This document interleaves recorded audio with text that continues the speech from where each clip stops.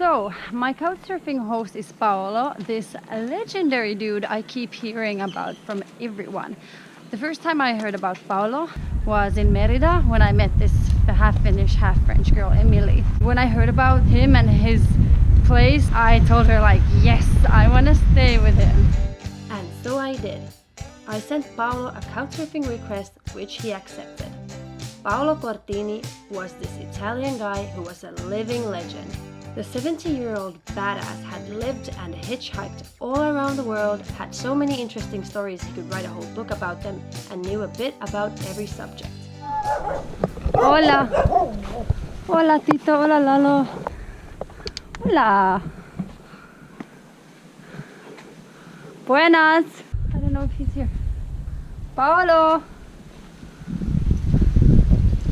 So Paolo is not here, but he told me to make myself at home, so I guess I can just enter.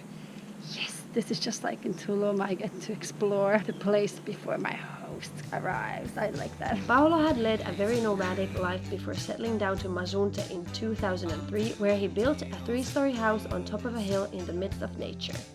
There he lived with his 2 dogs, Lila and Tito, and hosted couchsurfers all year round. So far, through his account, he had hosted 200 surfers plus many more through friends and friends of friends. What caught my eye was that he owned 2 huge bookshelves filled with books and a third one for his 1,050 sea tapes.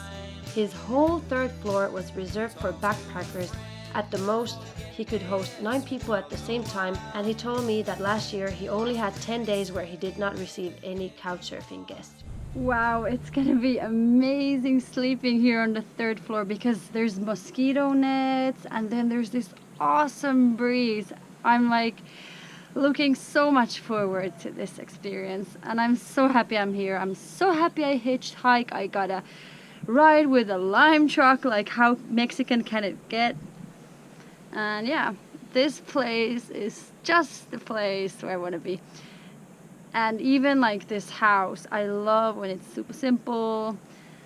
So I'm living the dream right now, and I have no idea how am I supposed to do Guatemala in the next 5 weeks because I think I'm gonna get stuck here. Oh my god, there is a fucking huge cockroach on my bag of clothes. Oh my god. I'm cringing right now. Alright, so the cockroach is on that side of the room and I'm on this side of the room, so I'm adjusting. Oh my god, there's a fucking moth. Oh my god, okay. And I just bug-proofed my... Oh, I'm just feeling like there's fucking animals crawling on me.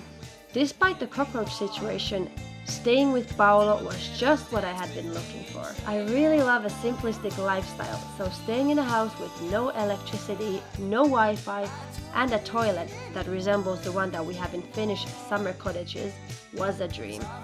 The house had solar panels that we occasionally used for cooking, listening to Paolo's jazz sea tapes, and reading at night, before the electricity finally ran out and we had to keep on reading in candlelight. I really loved everything about staying at Paolo's house with the other backpackers because it felt like I was staying at my grandparents' house or at a Finnish summer cottage.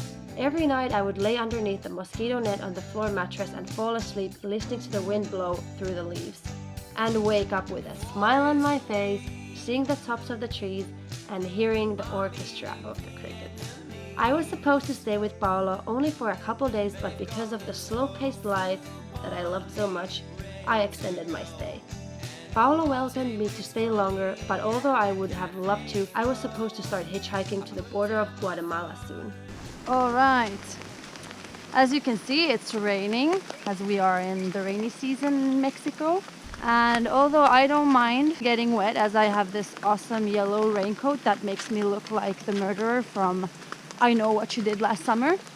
I have a lot of electrical equipment with me and seems like it's gonna rain the whole day, so I'm just walking to a cafe so I can send a message on couchsurfing to my couchsurfing host to tell her that if I could just come tomorrow because there's no way I can hitchhike in this weather with my equipment. Good morning. I'm very tired. I woke up last night at 4 because there was a crazy storm. And I actually think this day is no better than yesterday for hitchhiking. The weather is really shit. I mean, it's not raining that much, but it's pretty cool. Like, as you can see, I'm wearing a hoodie. However, as I soon discovered, it started pouring down rain, so I decided to stay one more night and postpone hitchhiking to Salina Cruz for tomorrow.